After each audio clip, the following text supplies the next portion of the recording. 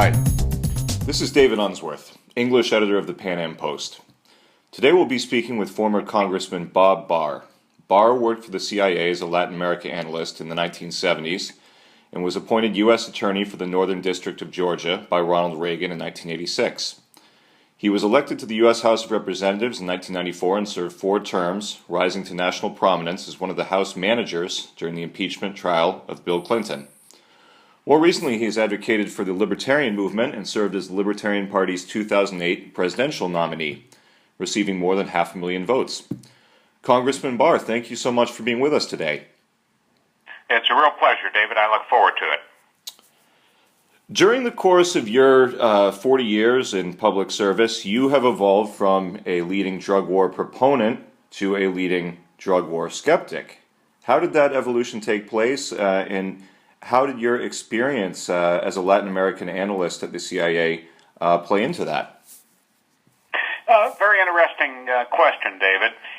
Of course, during my 10 years, you mentioned, as the United States Attorney for the Northern District of Georgia from 1986 to 1990, of course, it was my duty as the Chief Federal Prosecutor for the northern part of Georgia, including the entire metropolitan area of Atlanta, to enforce federal drug laws. But after that period of time, and particularly during my service in the Congress, and especially afterwards, I've become very concerned about the tremendous rise in government power across the board. This became particularly problematic for me during the administration of George W. Bush. And in the post-9/11 world, with the Bush administration taking great liberties with the law, to put it mildly, to engage in actions such as massive surveillance, electronic surveillance, torture, and so forth. Civil forfeitures. And asset forfeiture in particular, which continues to this day.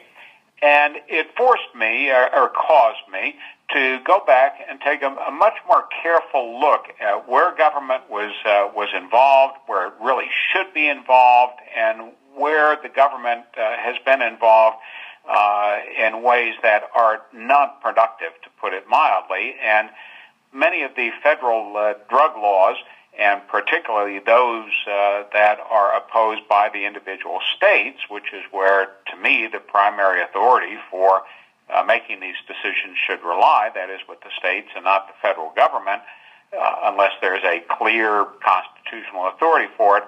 It caused me to take a renewed look at a whole range of government policies, including the so-called drug war, and has led me to adopt a much more states' rights-oriented policy. In other words, if the people of a particular state, such as Colorado, elect through the democratic process to decide that they want to legalize marijuana, to the extent that it doesn't harm other individuals, such as driving under the influence of it, then that ought to be allowed. And the federal government, in the reflecting the principles of federalism of our country, ought to step back and allow the state, the citizens of the states, to make those decisions.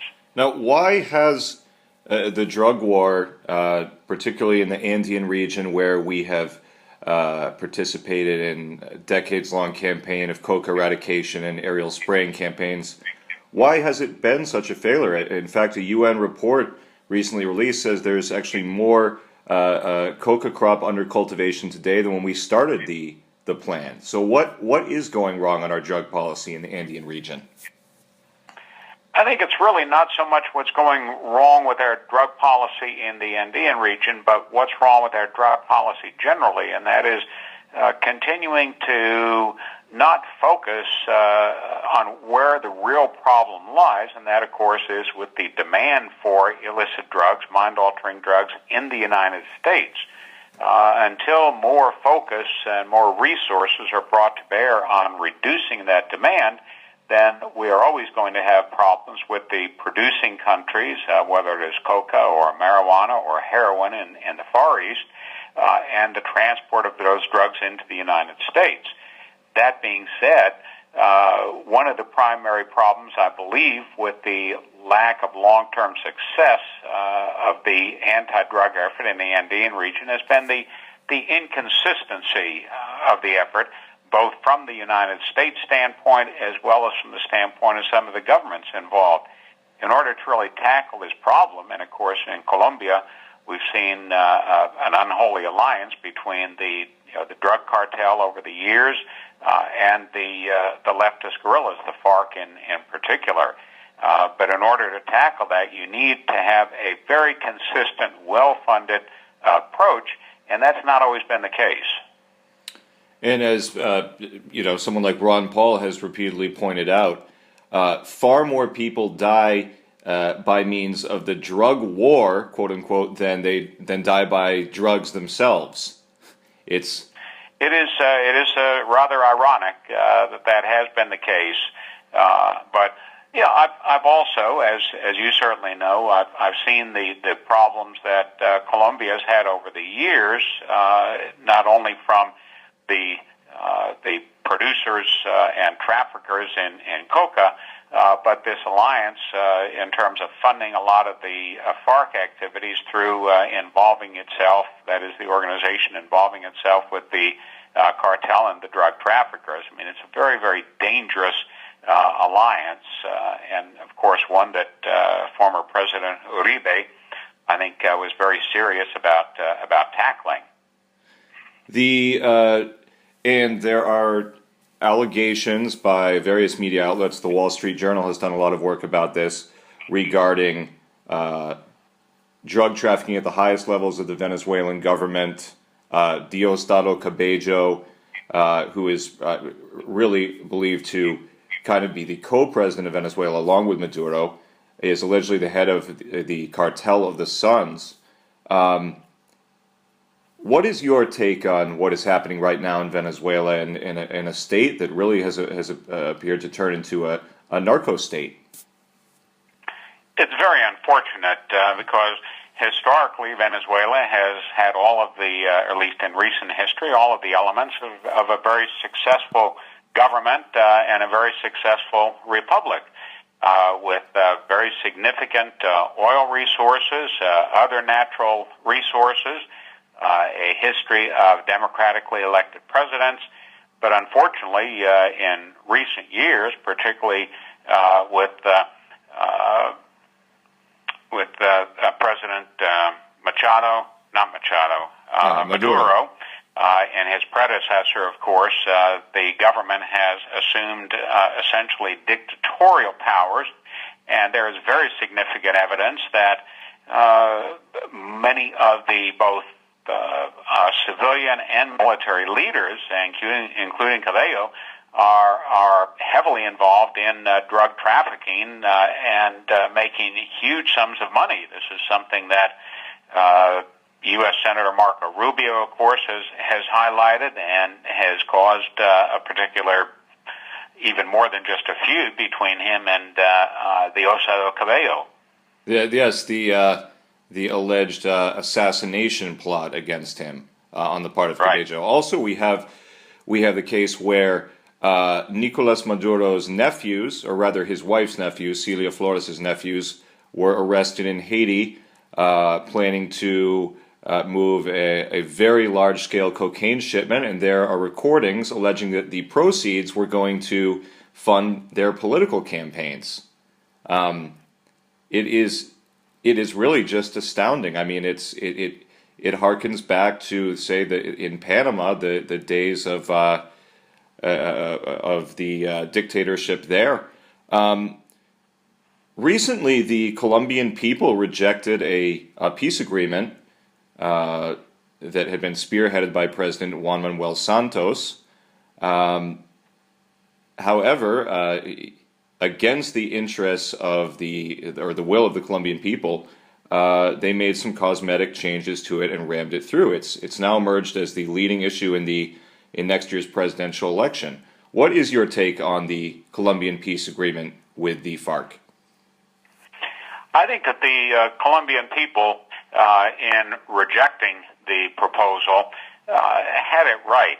I think many of the voters, many of the citizens in Colombia did not appreciate basically a pact that not only would have forgiven all of the past sins of the FARC, which were far more than simply political sins, as they were engaged in a very long and very bloody, essentially civil war against the civil authorities in Colombia, committed numerous kidnappings and murders, bombings, and so forth.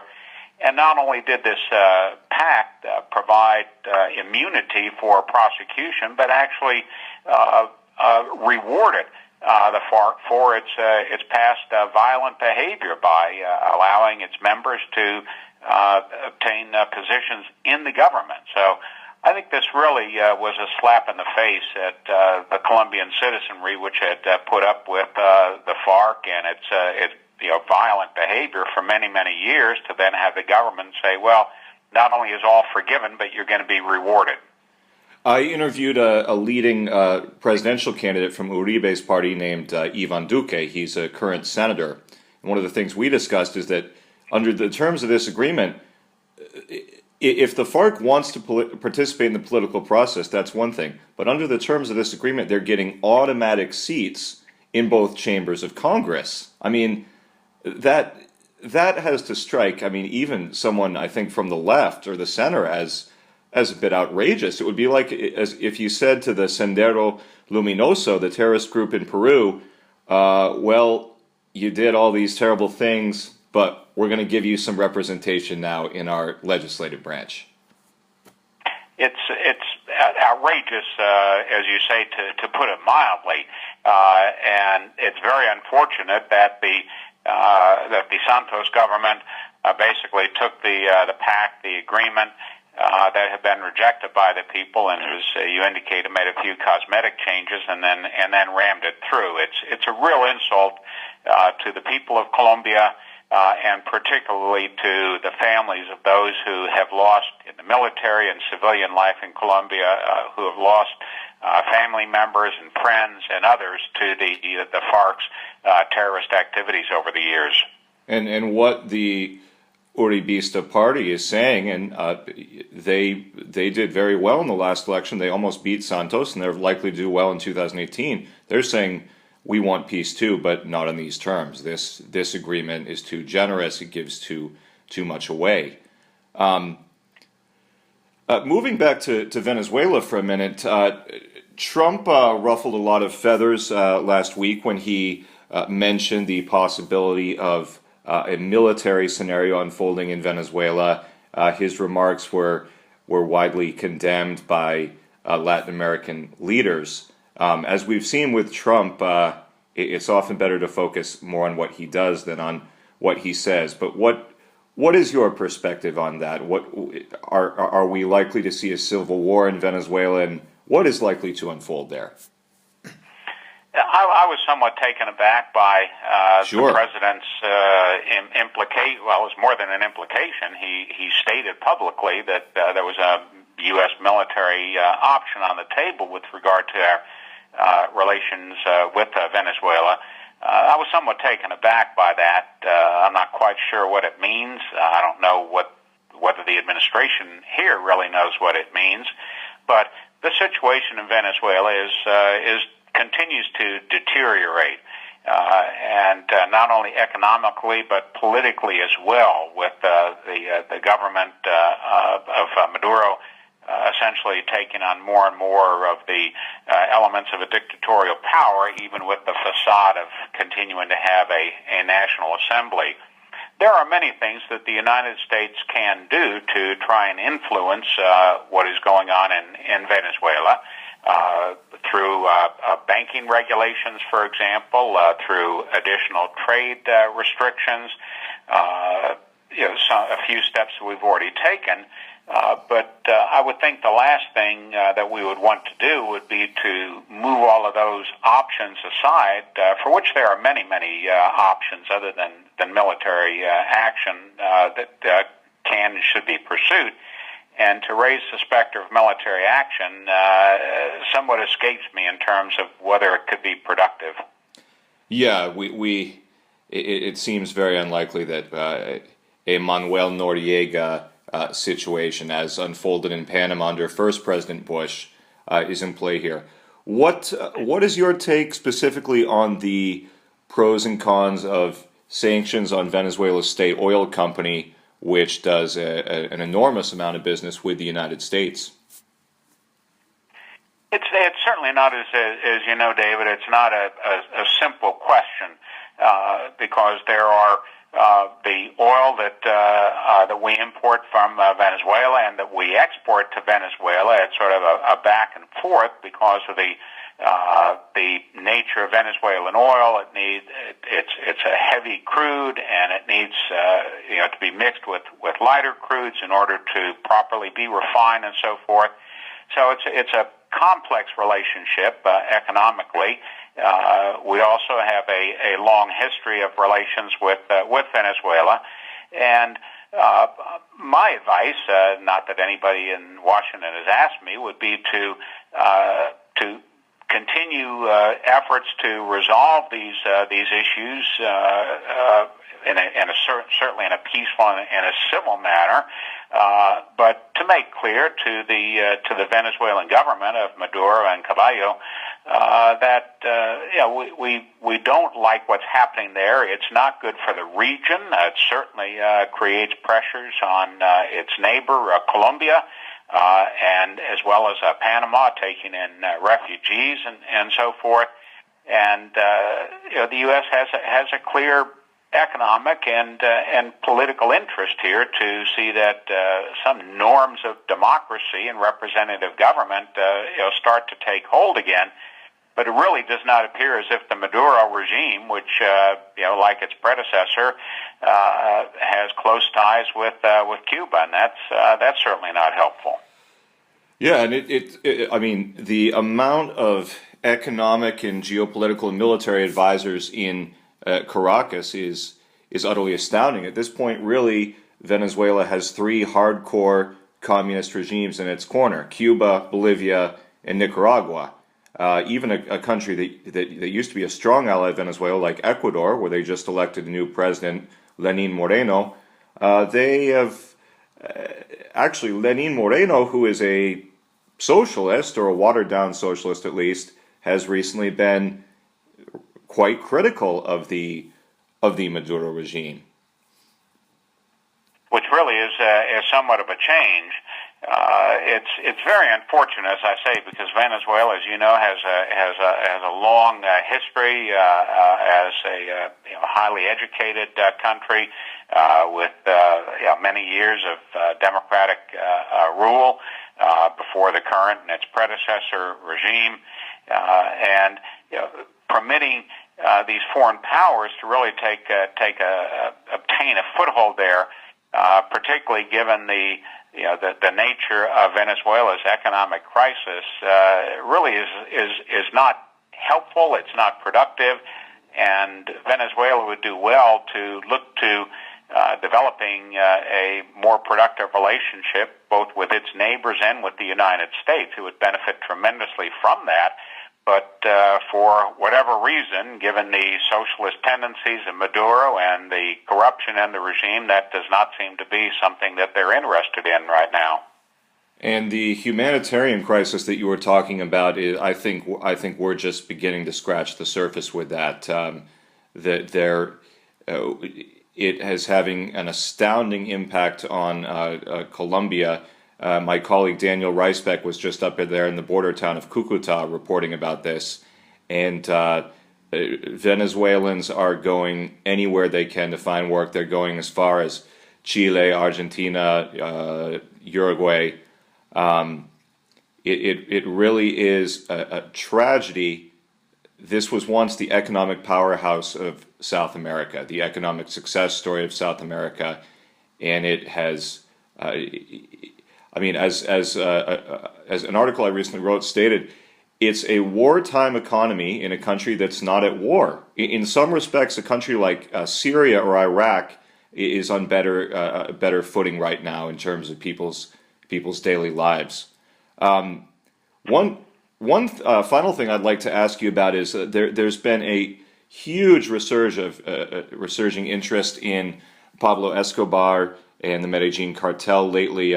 Several Hollywood movies, a very successful Netflix series called Narcos. Have you watched the Narcos series on Netflix? And if so, how historically accurate do you find it?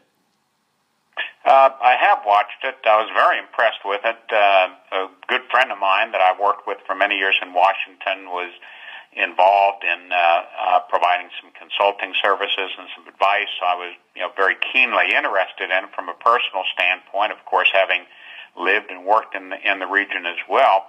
I think it was Narcos was a very, very well produced series on Netflix, and I found it very, very accurate. I mean, certainly, they took some liberties and filled in some of the blanks, perhaps, with a little bit of Hollywood-esque.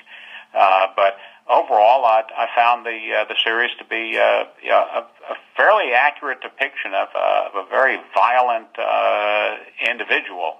I believe it or not, I actually had a extra role as a bodyguard of Carlos Leder, who I'm sure you're familiar with.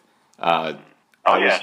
I was living in Bogota during the filming, and I was able to participate in an episode of season 2, which was and I actually got to meet Wagner Moura, who plays the role of Pablo Escobar, and is actually a Brazilian, but does a pretty stand-up job with the Colombian accent.